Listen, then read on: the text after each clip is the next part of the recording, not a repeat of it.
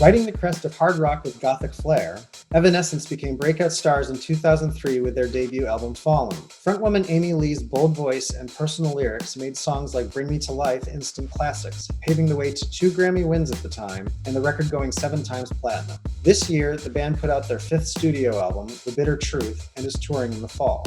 I'm Corey Grove, senior writer for Rolling Stone.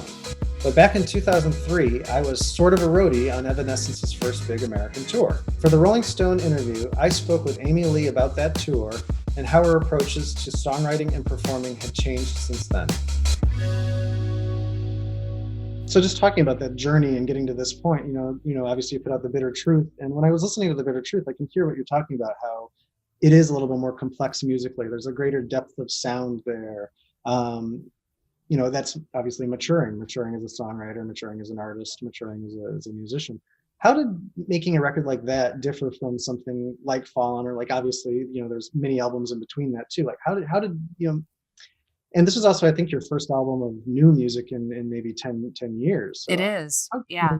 how did you take all of this that this coming up to this point? How did that go into The Bitter Truth? A lot of it is perspective and experience, and a lot of it is the situation that we're in on a business level.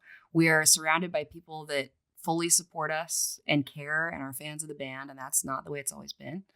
And also, like, this is actually the very first album, really thinking about it, besides like Synthesis or something. This is the first full original album where I haven't had to like show some label man the songs and get his approval that we could go ahead. Like, I don't have to do that anymore. We make the music that we want to make, and we know when it's not good enough, and we know when it is, and we know who we are, and we just make our music. It leaves so much more room for creativity and positivity, just to push each other and to be pushed by an incredible producer, Nick Raskulinecz. He produced our last full album, the self-titled one. And we had such an incredible experience with him then too. I want to work with people that challenge me. I don't want to work with corporate businessmen who want me to dumb things down because they think that our audience is stupider than they are. I want to make great music that I love and stand completely behind, which we really always had, but I used to have to fight for it. This time there wasn't that fight. So there was just more energy to pour into the creativity. Where do you draw inspiration from these days for your songs? It's coming from mainly just an internal place, just my own heart and perception and reactions to the events of my life, but also to the outside world. And there's been a lot going on the last couple of years. So much to talk about. And especially since it has been 10 years since our last album, there's been a lot of events in my own life and in our band family to go to. For me, honestly, the greatest music for me, really, I don't know if I could say the greatest. Music pours out of me when there's challenge, when there's pain, when there's been something that I need to get off my chest. So we've had some of that in not just the last decade, but even looking back farther than that. This album is about now, but it's also really about my whole journey, which just feels really good to hash out. Really good. It's also something that you have to be just looking forward to doing on stage and getting that same catharsis on stage, that you're getting these emotions out in the music, but it's going to be a different thing. So what are you looking forward to most about this Halestorm tour that you have coming up too? I'm so excited on so many levels about it. It's funny that we were just talking about touring with friends and everybody hanging out together. That's exactly what this is going to be. Last time we toured with Halestorm was 2012.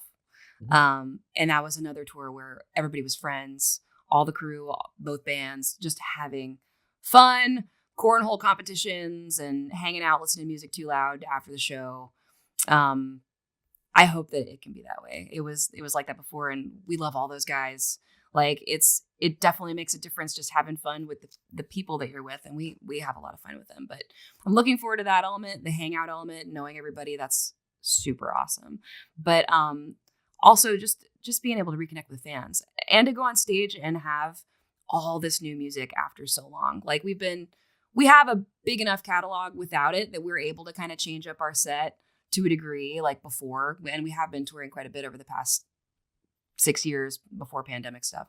But now there's so much new music that we want to play. I feel like there's going to be a little bit of a challenge with the set, like about choices, because you got to throw some of the, the familiar territory back in. You got to play Bring Me to Life. We got to sprinkle in some hits, but we're just dying to play the whole new record so bad.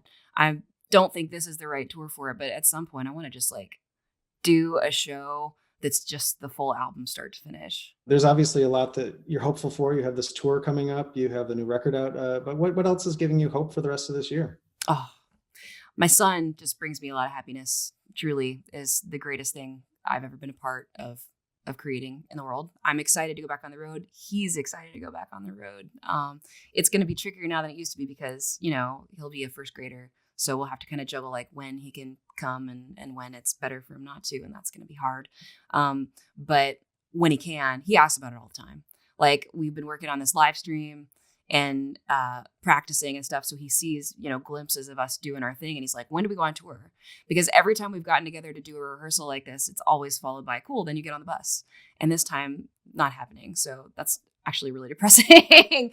But he gets that. And he's like, so when can we go on the bus? And I'm like, yeah, not yet. But we are going this November. And you're coming for at least some of it. Like, it's such an adventure to do that and to be able to show it with your child and give it to somebody for the first time is so much fun because it makes you remember all the things that made you fall in love with doing what you do.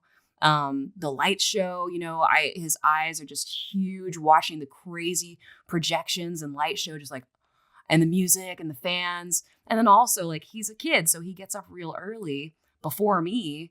And our crew loves him and take him and let him, you know, help like hang, you know, fly the PAs and like ride on the little golf cart and like see what's going on backstage and understand what putting a show together is. Even making our music videos, we just did our Better Without You video and there's special effects. Like it looks like all the columns come down, but we really only crushed a small column. He instantly was like, how did you do that? How did you make that? Did you actually break that building? And I was like, well, let me show you. So I get to show him how special effects work. And he's really, really interested in what makes stuff work. And it's just exciting to him. That makes me excited. I'm excited to share it with him. And I don't know, just like have him be exposed to that really cool thing that we get to do.